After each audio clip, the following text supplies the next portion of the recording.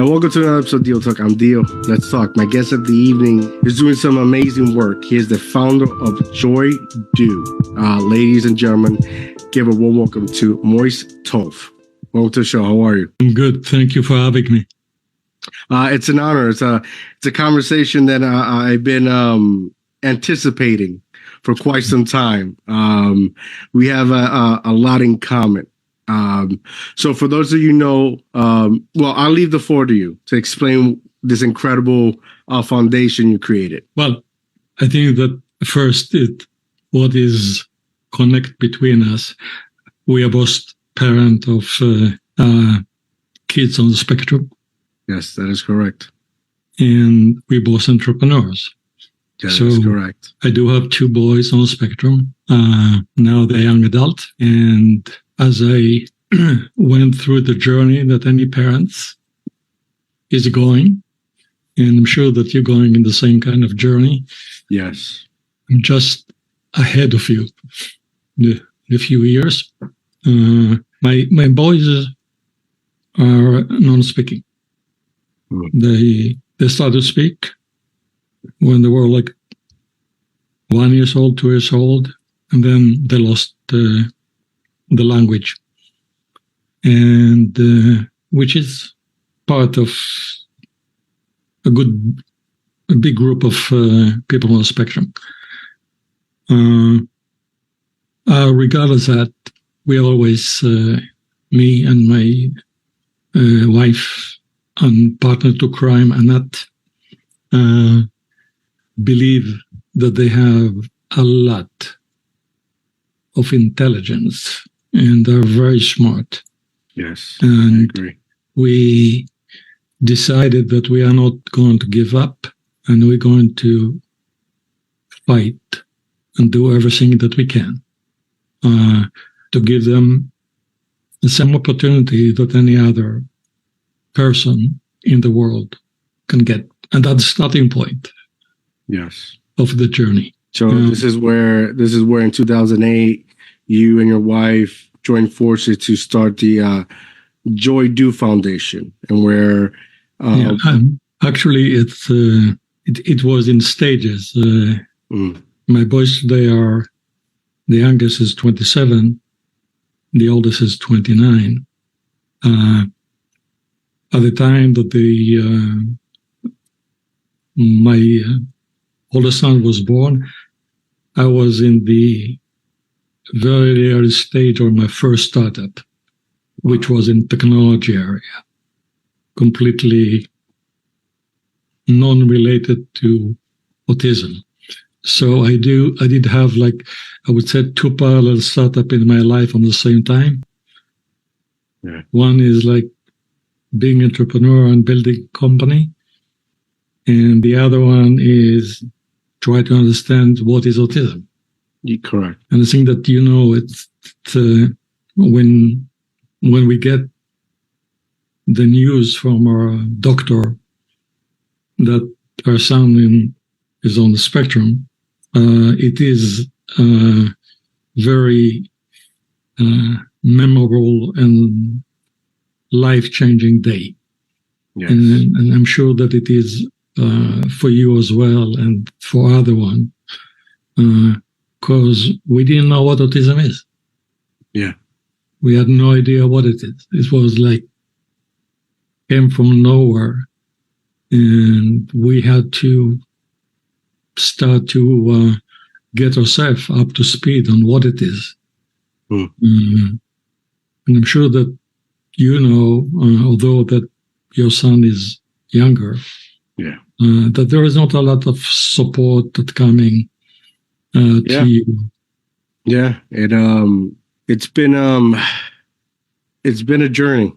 It started and we're just like your children, and where he started speaking, saying words like mama, papa, and out of it's like almost like in a blink of an eye, and where his speech started to digress and disappear. And he always, they tell you about the tiptoes and the flapping hands. And, he always had that. He always had that even before he started losing his speech. So we never, it was just, we thought it was a normal thing for children, Yeah. And this is your first one. This is my first and only one. Yes, that's correct. Yeah. So it's exactly like us. It's like you are a new parent, first time to be a parent, which is experience by itself. Yeah. And then when he was 2 years old, we're getting this message. And then you have to start a journey. And I think that every parent that I met and every parent that I'm talking to, we're going pretty much through the same journey. And while we always, as I said, believed in our kids, and we start with one, and then the second one was born, and he was talking, and we was hoping, okay, now we have. Yeah. And then after 2 years, start again. Was it a shocker? Like it because you get the first time that diagnosed, and they tell you that's life changing. That's the moment in where how do I put it? Like for me, I was grabbing on God, right? And we're like, maybe it's different, maybe just a little struggle, but to finally get a diagnosis and that's a moment of acceptance. Yeah.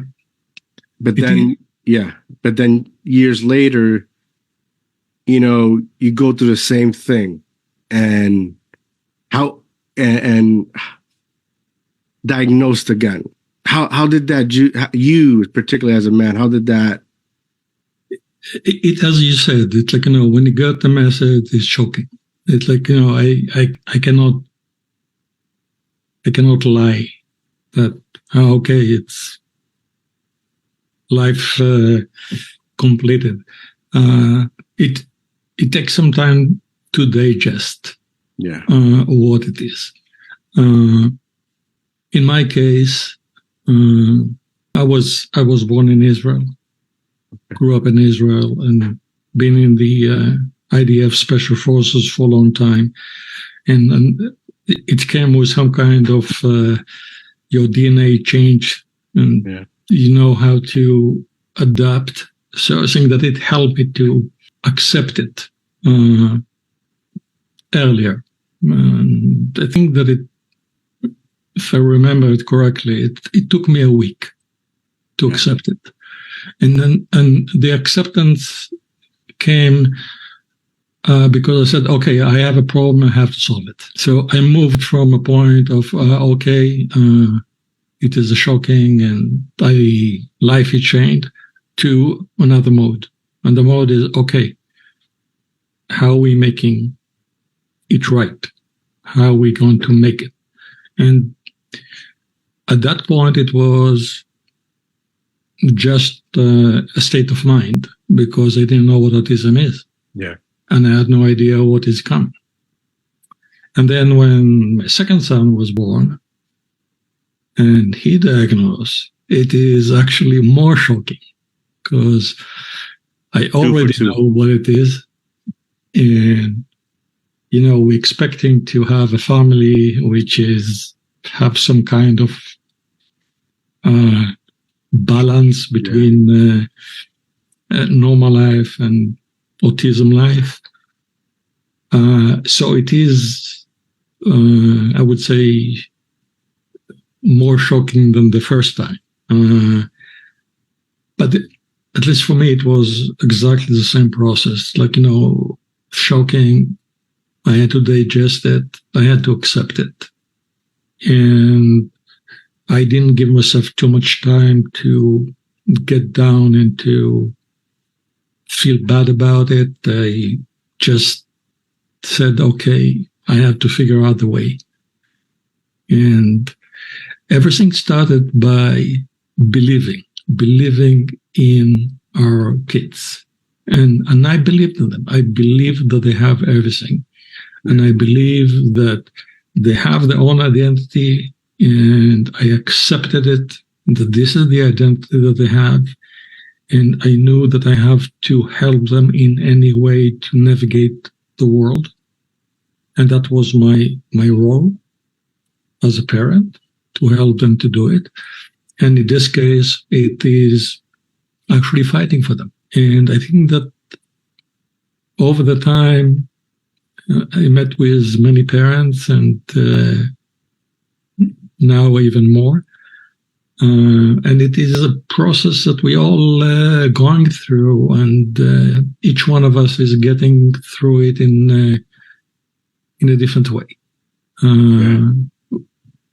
which I think that it's normal and it should be like that. I never try to get an opinion of how other parents are looking into it and what we're doing, or respecting everyone in the way that they're addressing the families. For us, we decide that we're going to give them the opportunity, and we said we know, like everybody else, they're going to have dreams. Yes. And we want to let them achieve their dreams like everybody else. And that was a long journey. Because, as I said, I had a startup in technology that was in late 90s when the internet boom was happening.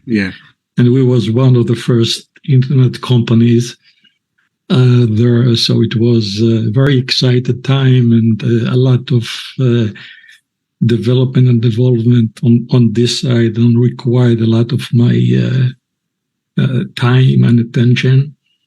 But together with us, I put the time for me to be a parent, and to make sure that I give them the attention and pave the road for them. And paving the road was difficult.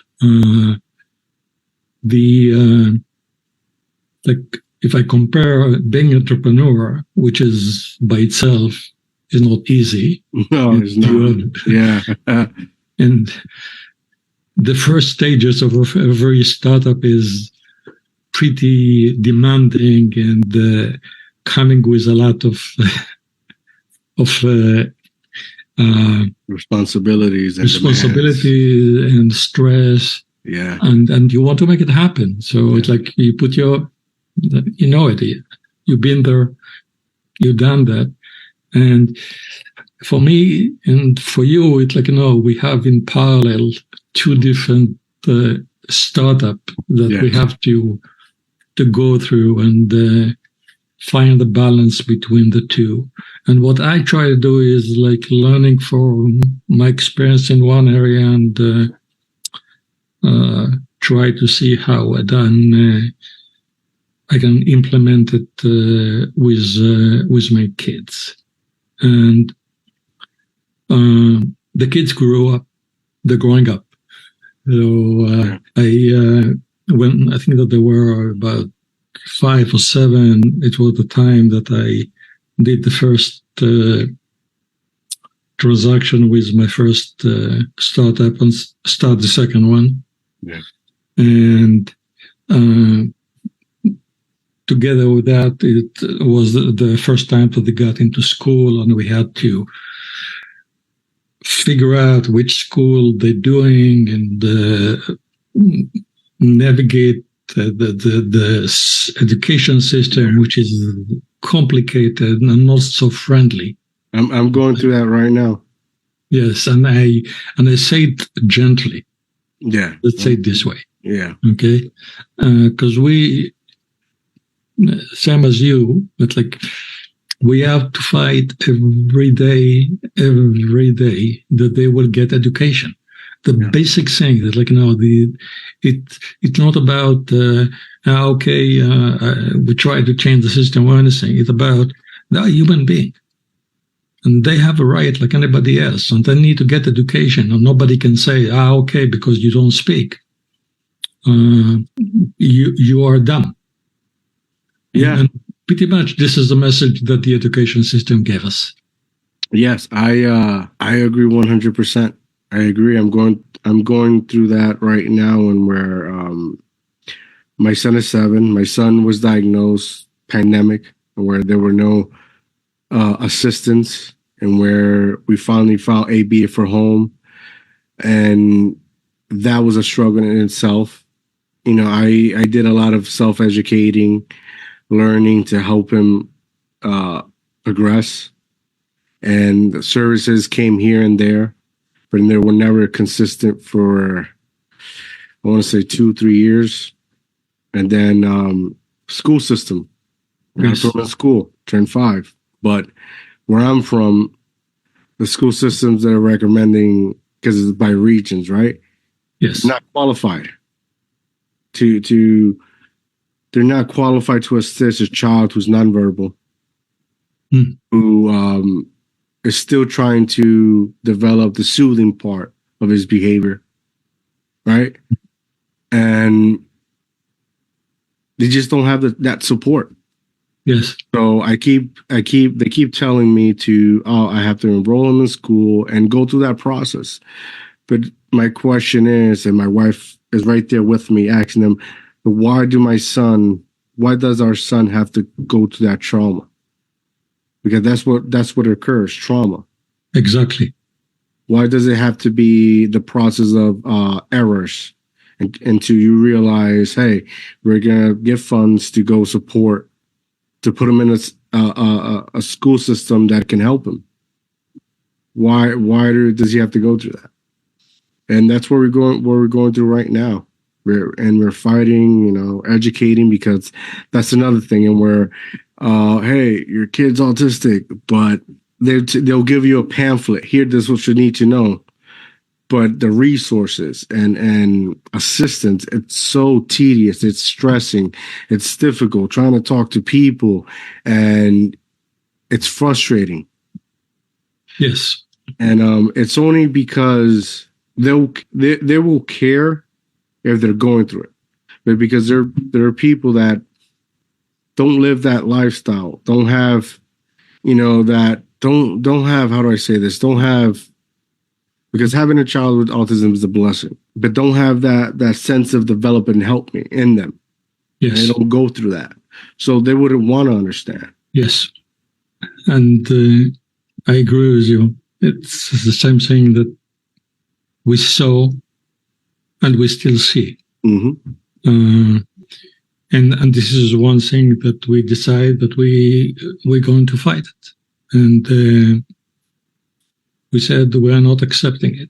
And yes. There is a law. There is a law for human rights. There is a law for education. Yes. And we went to the school and we said, number one, we said to them, it's not that they are non-verbal. They are non-speaking. Mm-hmm. They hear. Mm-hmm. And because they don't speak and they hear a lot, they develop a mechanism for self-learning. So they're much better learners than we are. Yeah. Besides that, we saw that our kids and others do have unique abilities. Yes. That nobody else has. So it's not like they need to be undermined. They need to be at least equal, I would say. And yes. As you said, the system, I think that we both live in New Jersey. Yes. Yes. Yeah. So we're going through the same system because we are in the same state. And what we realize, the system doesn't care. That's the way to say it. There is no other way to really saying it. They don't care. And they're leaving it for us, the parent, to fight, and they will make everything complicated, and we have to navigate this kind of system, and they, instead of help us, they will make it more difficult. But I told them, the school system. I said, guys, if you want to fight, you need to know who you fight against. Yes. And I am a trained fighter, and now I fight for my kids. Yes. So watch it. Yes. And that's the approach that I took. I was very, not only me and my wife. We've been proactive, very proactive. We didn't let them off the hook. We came to them and said, okay, this is a thing that you have to do by the law. If you won't do it by the law, we will going to address it. And we had no fear of going to the system and tell them, you don't do what you have to do according to the law. Yeah. And you're breaking the law on the back of a kid. And that is unacceptable. Yeah. And that was the approach that I took from beginning, to be proactive and when needed, combative. And while the system doesn't like me, I said, I don't care. I want the system to do what the system does, as well as I want other parents to go through a journey that is easier than the one that I did. But the story actually started to evolve when they got to the age of like the teens. And when they got to the teens, a couple of things happened. One, we found a way that they can communicate. And that was actually the iPad. This is when Steve Jobs did the best favor ever that we got, and this is the iPad. Got the iPad, and for whatever reason that we don't know how to explain it, and I don't really want to explain it because I don't care, actually started to type.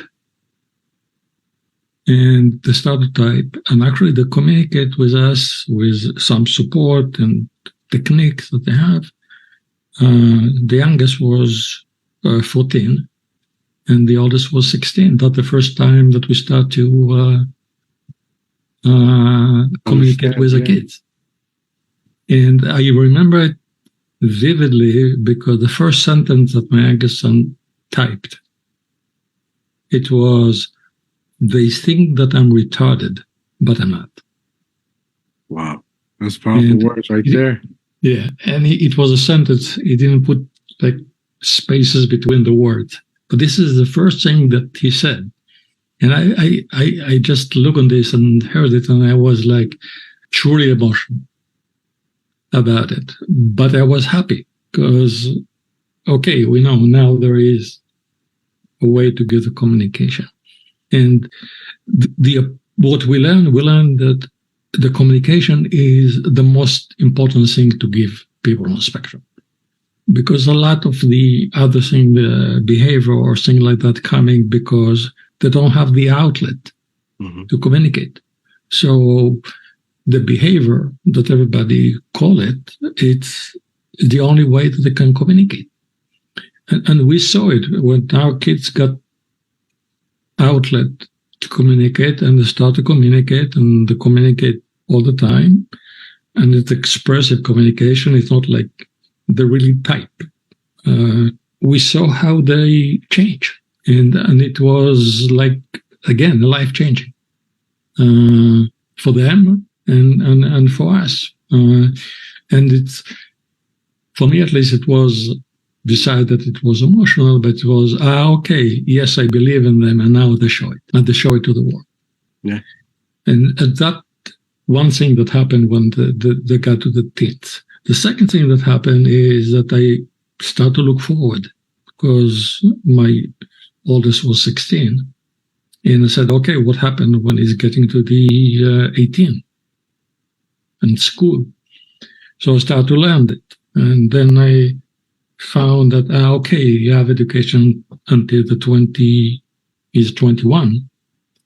And I asked, okay, so what happened after that? And I started to meet with parents other parents that are children are older than mine. Yeah. They are the only one that gave me information, and nobody else gave any information. And all of them spoke about this age, the 21, when they moved from the education system into the welfare system.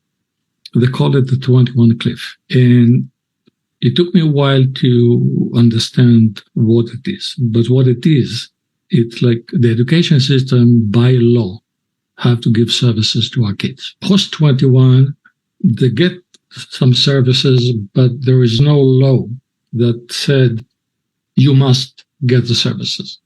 So it is black hole that if you don't really know what to do and where to go, and the services quality level is by far less than what we see in the school system.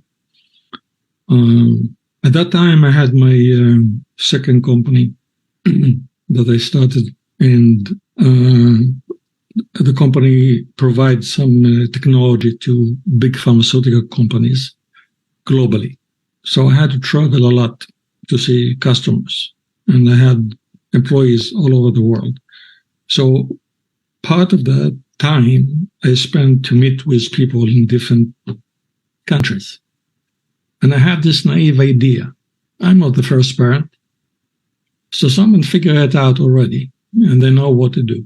And okay, they have it being done, and there is some place that they have a place for life that they can reach their dreams. That was my thought. And I did this kind of survey in 26 countries and 6 states in the United States. And I found nothing. And the story that I heard was, yes, you get shocked when you get the first diagnosis, but then you get other shocks in some steps again and again. You get to puberty, it's another big story, high school, and then you get to the adult. Okay, what now? And we aging. And we worry what will happen after our expiration date will come. And it will come one day. What happened with them? So at that point of time in my life, when I didn't find anything, started building. I had the conversation with a few people that has parents that like us. And one of them, which I knew for a long time, he told me, Moish, there is a reason for anything. And you know how to build companies and how it is it's on you to build a model for the adulthood of people on the spectrum. And it resonated with me. So I said, okay, I'm going to sell my company. And I'm going to start something for my kids. I have no idea what I'm going to start, by the way. Nothing. You just have an idea. no directions, just an idea. No, just, okay, you have to do something. What? I haven't care. But one thing that I did is I asked my kids, what do you want? What do you want?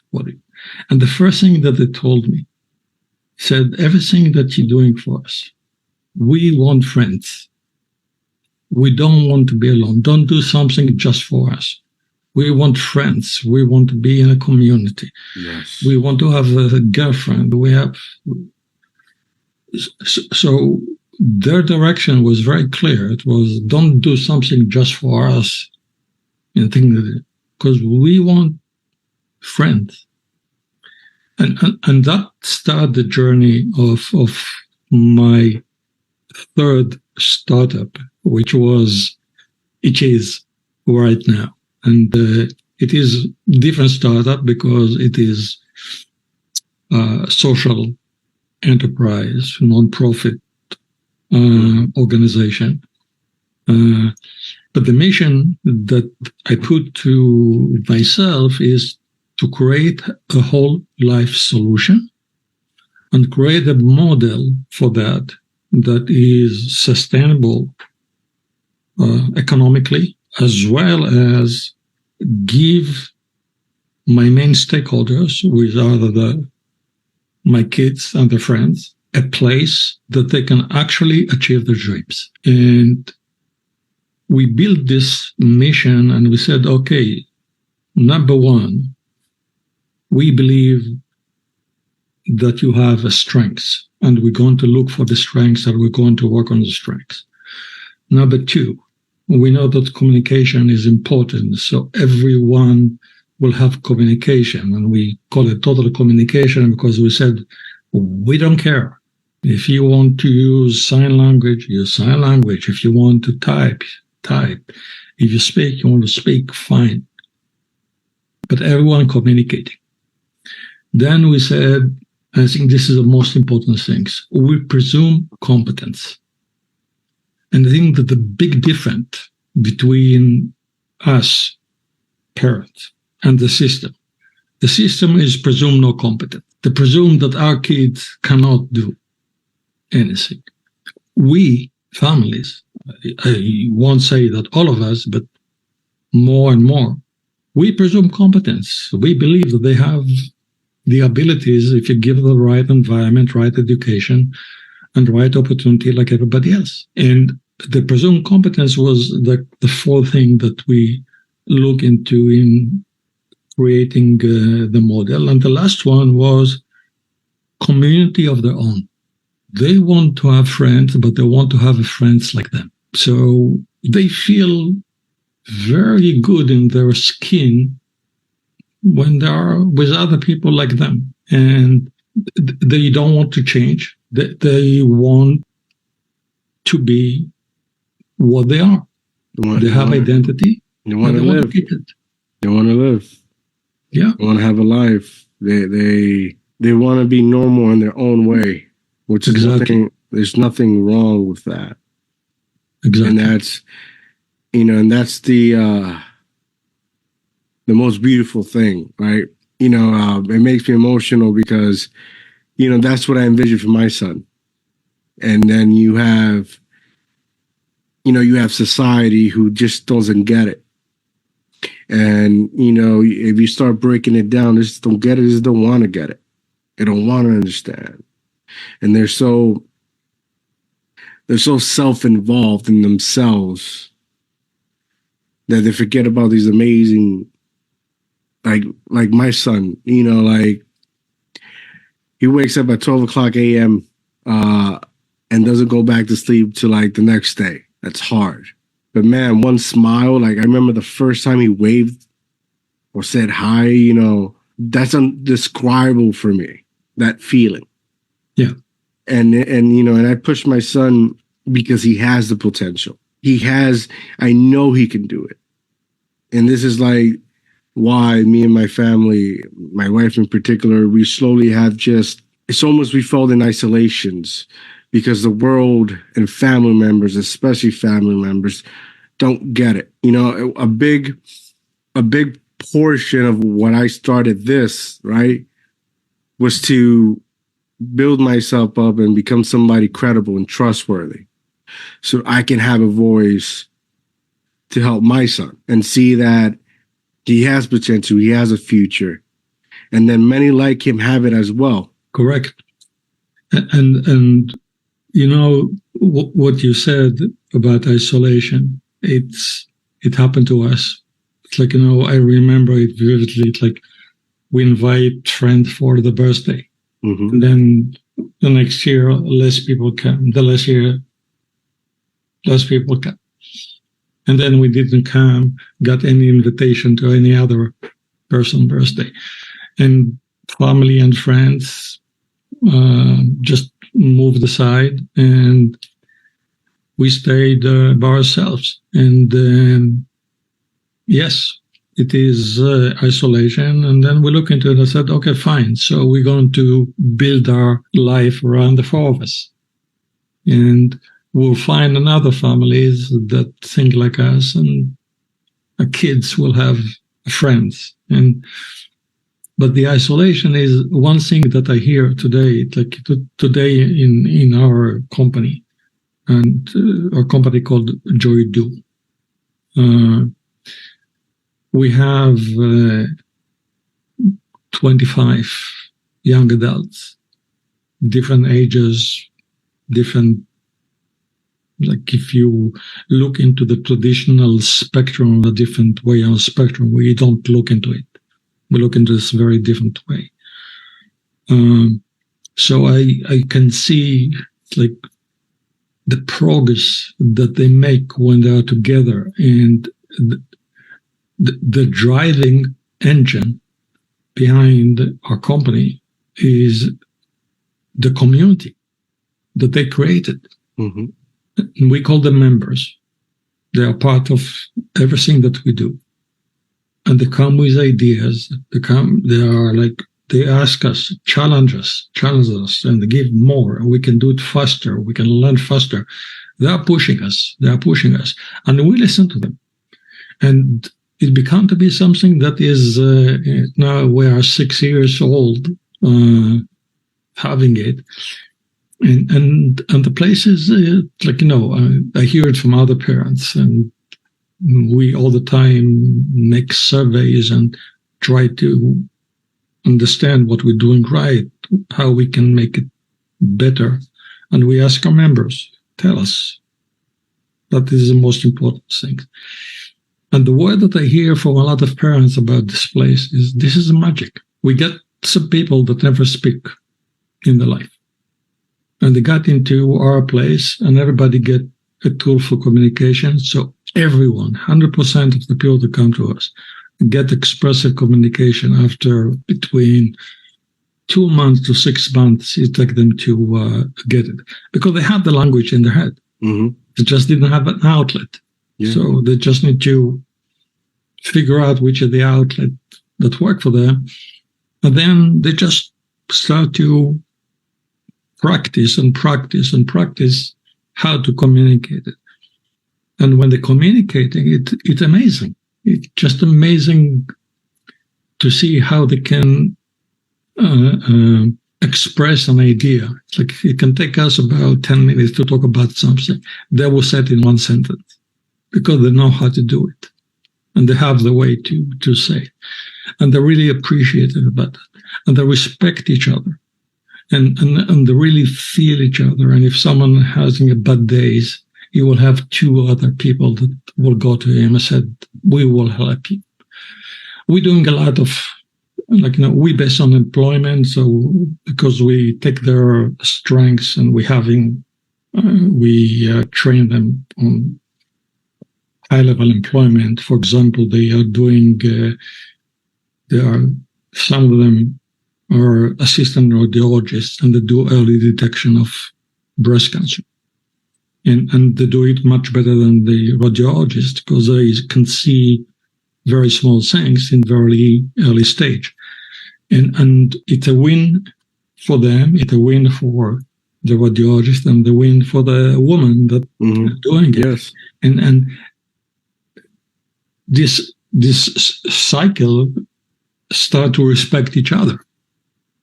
And then we do work in pattern recognition, in robotics, in AI. And I see parents come to us to visit and see it, and they tell me, I can't believe that my son can do it. And the only thing I tell them, give them a chance. Yeah. Give them a chance. Okay? This community is not what I do. I'm the one that do the talking. They are the one that do the work. Give them a chance. And if they give them a chance and they believe in them, they progress. And think about, we talk about shocking. We have some people that come to us when they're 25, 28, never spoke in their life. And then in 6 months, they start to communicate expressively for the first time. This is a shock as well. It's a positive shock, but it is like, this is my son? It's like, I never knew that this is what they think. We never communicate. And suddenly they are. And the parents has to adjust as well, because suddenly they say, my son is doing radiology, my daughter is doing animation. I never saw that this, and actually they're getting a paycheck. Yeah. And they're working. And they're happy. They're going to sleep because they know that they have to go to work in the morning and they're ready in time. I don't have to write. And the model is working. And I don't want to, I want it going to be clear to anyone. It is them that they do the work. We just give them the opportunity, the place and the opportunities.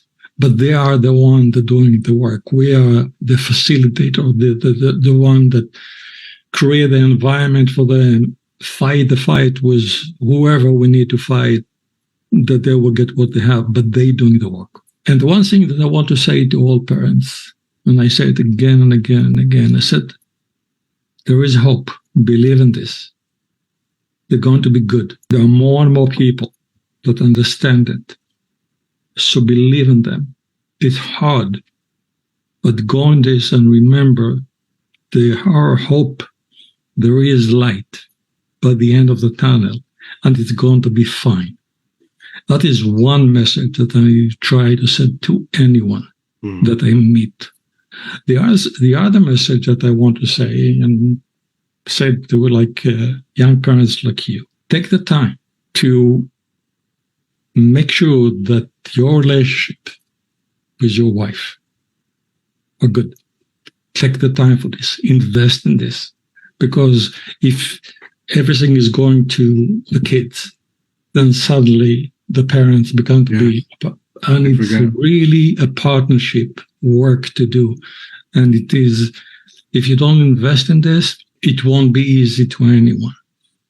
And I'm married now happily for over 30 years. Wow, congrats. We had a lot of bad days. Yes, yes.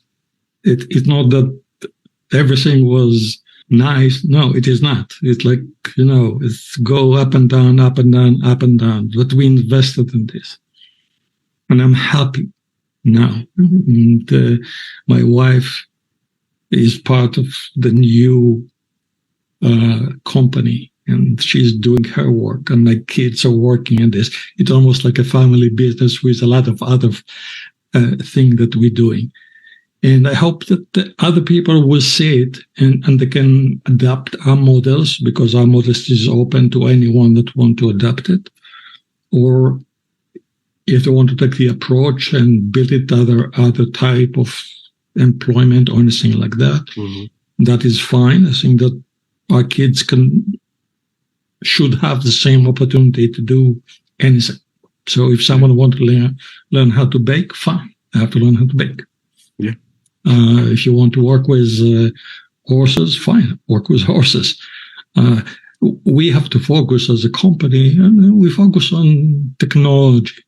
And this is more because of my background. It's not. Yeah. It doesn't have to be that particular. Yeah. So it's working, and I want young parents to know, and I'm not the only one. I'm not the only father that start kind of business like that. Yeah. There are more than a few of us that are doing this. And we are in some kind of discussion, connection, collaboration between us. And it's not that we're competing because the demand is so high. But we all came from the same point of view. It's like, we want to give a place to our kids to fulfill their dreams. So it's growing. And when your son will get to this age, it's going to be much bigger. And the awareness is much bigger. So yes, you're going through a tough journey. And yes, you're going to have tough nights, and you're going to be tired, and your wife going to be tired. But it's going to be worth it. And yeah, but by the end, you're going to see suddenly that your effort really did something to the one that is most precious for you, your kid.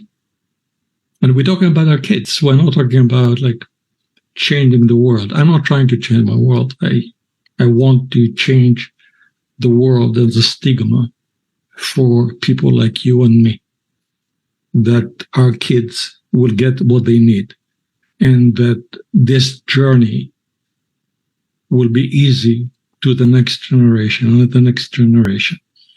So I'm paving it. I'm doing my part, and I'm going to paving it. And I'm paving it into, I want to have a whole life solution. That's what we build. So now we have the employment in the day. We're going to add housing, so they have a place to live and organize social life. So they have like a full life with their friends in a safe environment. And they fulfill their dreams. And you know what my dream of my kids right now? You want to guess? What is it? It's the same dream that you and I had when we were 14 to 16. You want to have a girlfriend. And I said, yes. Why You not? can. You can, yeah. I have the same dream. Okay, so the fact that he's telling me it is when he is 22, then fine. And now we try to figure out how to create this environment that they can interact and develop their relationship in their way, because this is what they want, and I believe that they can do it. I agree 100%. And I think that one day I might be a grandfather. I think so too, man. I think so too. It will take time, but anything can happen. Anything can happen. If we believe in this, we can make it happen. And then if we're getting together as parents and exchange ideas and accepting each other, because some of us have different ideas, and I respect it, totally respect it. I never, ever will tell any parent how he need to raise his family. Yeah. If they ask for my advice, I will give them a respectful advice, but I do respect anyone in any way that they're doing it. And the one thing that I suggest to all of us is, let's figure out a way that we can give information to others, to younger. So you will have more information, and then you have options, and you know how to choose between options, and you know what will happen, what is the next step, and the next step, and the next step, so you can be prepared for that. And that's what collaboration between parents, if it's positive and if it's constructive, can do. If we're going to be with a parent, all the things that they want to say, oh, okay, bad luck, and I have a tough day, and they want to find a place to complain, I'm really not the right person for that. I don't know how to do it. Yeah, I agree with you 100%. I agree with you. I said, okay, guys, if this is what you want to do, it's fine. Yeah. I don't really know how to. Yeah, yeah. You know, I'm not sure that's a dad thing, I think, in my opinion, because it's just, you know, being a parent to an autistic child, you're never going to have a dull day. It's never going to be boring. That's one thing for sure. Yeah. But you can't, you know, I'm not sure if it's just, you know, the stoicism within men, because I am the same. I am the same way. I want to find progress. You know, I want to develop something valuable. You know, one thing that when I speak to parents going through this situation, I want to install hope and don't lose it, because, you know, this transition, it tends to wear your body and mind out. And I think this is why some parents they don't say they give up. They just let it be. Yeah. And lose, because they're so weary and tired. They just lose. They lose the vision. Like, I tell parents, whether you're an autistic child or not, like, have a vision for your child. Yeah, they're going to college. Yeah, they're going to whatever. Yeah, they're going to do this. Yes. Speak 10 to assistant. You have to have a vision for your child, because you don't, this is where they come up and feel lost. This is where they come and like feel useless and don't know how to connect. Have a vision for them. Yes. And my son, it was 3 years ago, and he was sick, and we were giving Motrin, right? And he was playing with his mom, and he wanted him to open the cap, and she was like, "No, you can do it. You can do it." And she caught perfectly in video where he said, "No, you can do it." So like, even though it feels like nothing's happening, something is happening, but everything is a buildup. Yes. It's like a startup company. Doesn't happen overnight. Exactly. It's time, dedication. Yeah. And it's worth it. It's worth it. And you're absolutely correct. It's like parent that has a vision. It's much easier. Yeah. Because you focus on how you solve the problem, how you get to the vision that you have. And the vision is very simple, like anybody else. They go to college, they have work, they have family, they have a place to live, safe and respected. Yes. It's any vision that most parents will have. And the one that has a vision, exactly as you said, are the one that getting from the point of being miserable to the point that be hopeful and focused on the vision. And that is so helpful. That help you to go through the bad days. Yeah. And then you see this exactly as you said, this small moment of progress, and you see it in their eyes, and you suddenly get a hug, and it's coming, and each one of these seconds give you the energy to keep going. Yeah, it's the unfortunate, that we live in, and we live in a time in where everyone wants instant gratification, and that's not how the real world works. Like for my son to, like, my son gives me power, give him 5 and give power, right? And wave. To get to that point, there was a lot of work, a lot of repeating, a lot of consistency. It takes more. Sometimes all you have to do is show up, but sometimes it takes more. And like I showed up for my son. My wife showed up for my son. When doctors, when therapists, pandemic, we continue to show up and continue and show up. And it's gonna take time, but I assure you, it's worth it. It's Absolutely. worth it. If you're somebody like me that even in my silence, I'm a fighter. There's this fire in me that I don't know how to put out. Right. This is the fight. This right here is what's worth every second. Yes. Every minute, every night I don't sleep, every scratch, every bite, every tantrum. Those are the moments that's worth it. Yes. And it is a fight for the right cause. Yes. And if you have a vision, you keep going and you find your way to deal with this. And I promise you that you will have a lot of happy moments.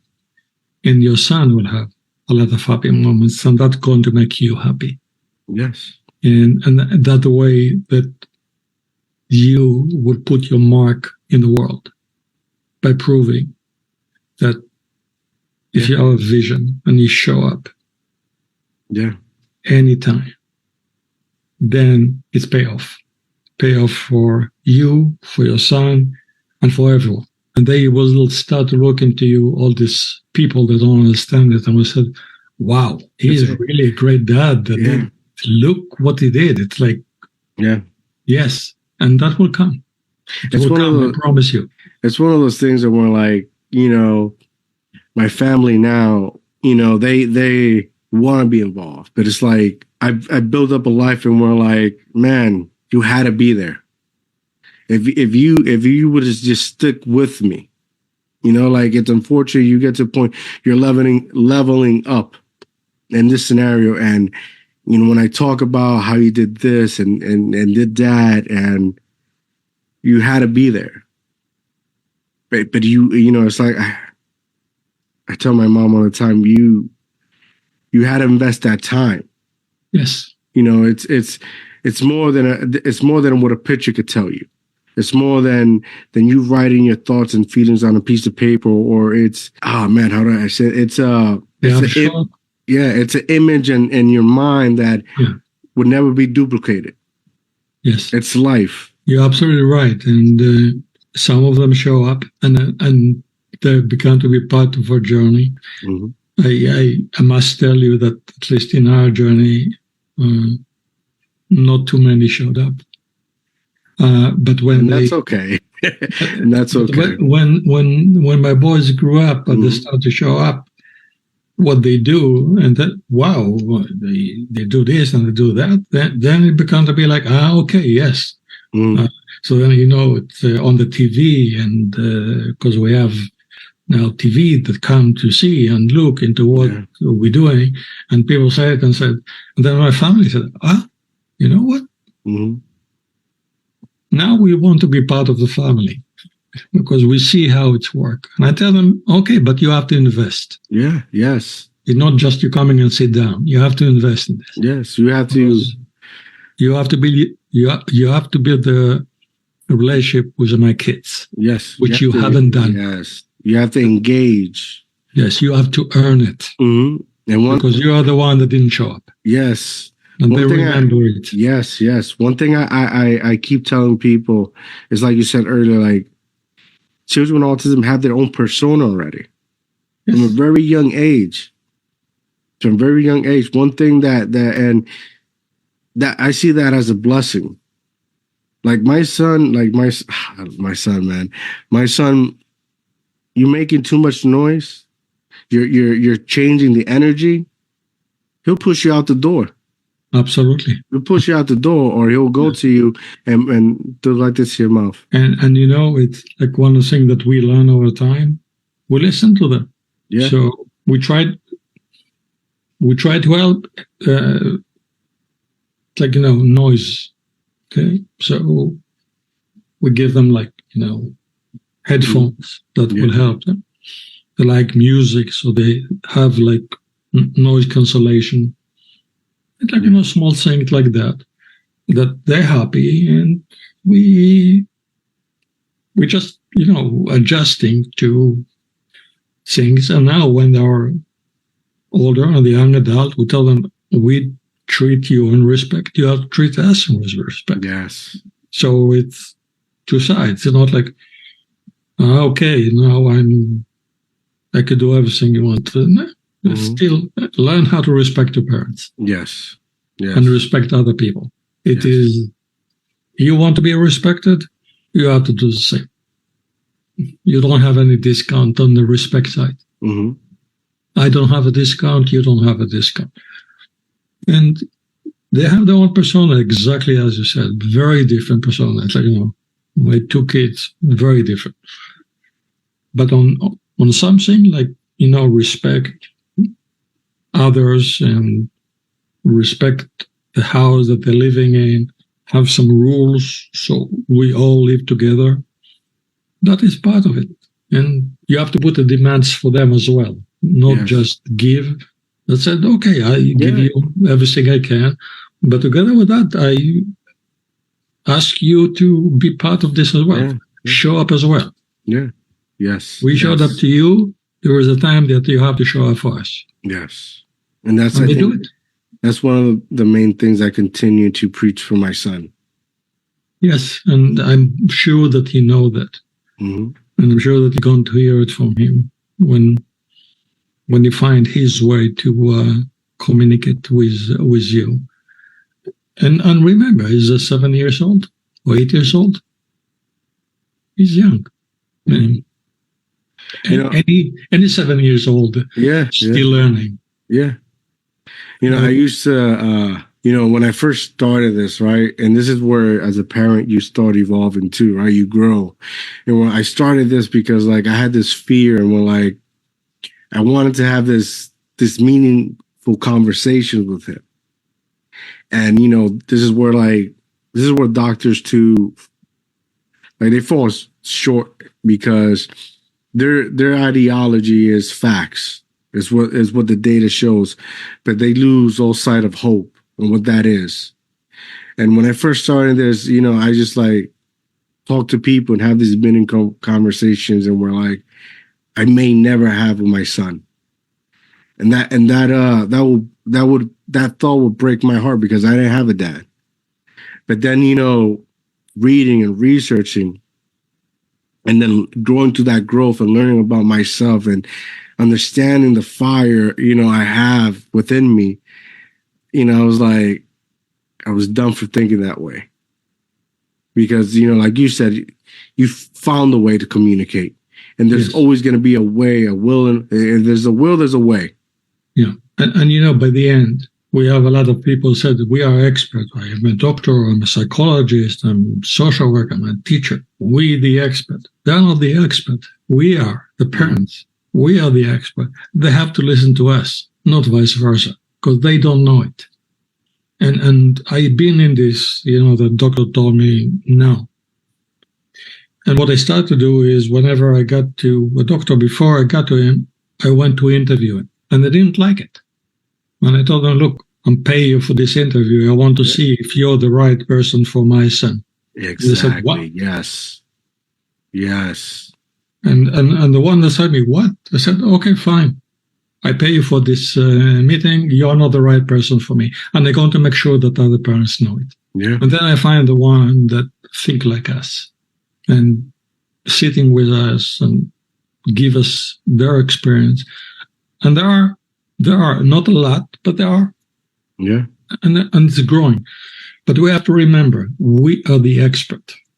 Yes. It's not like someone that said, okay, I finished this, I have this title or whatever from university, and I know. They don't. No, it takes more than reading a book. Experience. Yes. You got to go through it. Go through it. And decide that we live in an area that emotional intelligence is the most important thing. So now kids has very high level of emotional intelligence. And we are emotional as well. Mm-hmm. Then hope become to be the fact. Okay? I don't need data to say, okay, you have a hope. I have hope. Don't tell me don't. If you tell me you don't have a hope, then you're not the right guy for me. So you go your way, I go to my way. I'm going to find someone else that believe in the hope that I have and be part of my journey as a doctor or as a dentist or as a teacher. And if not, I'll find someone else. And we need to be the one that are the voice of our kids. And there are many of us. Guardian. Yeah.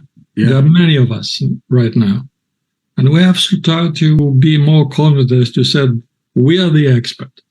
Okay? Listen to us. We explain you the thing that we want to understand or medical that we need to get or whatever it is.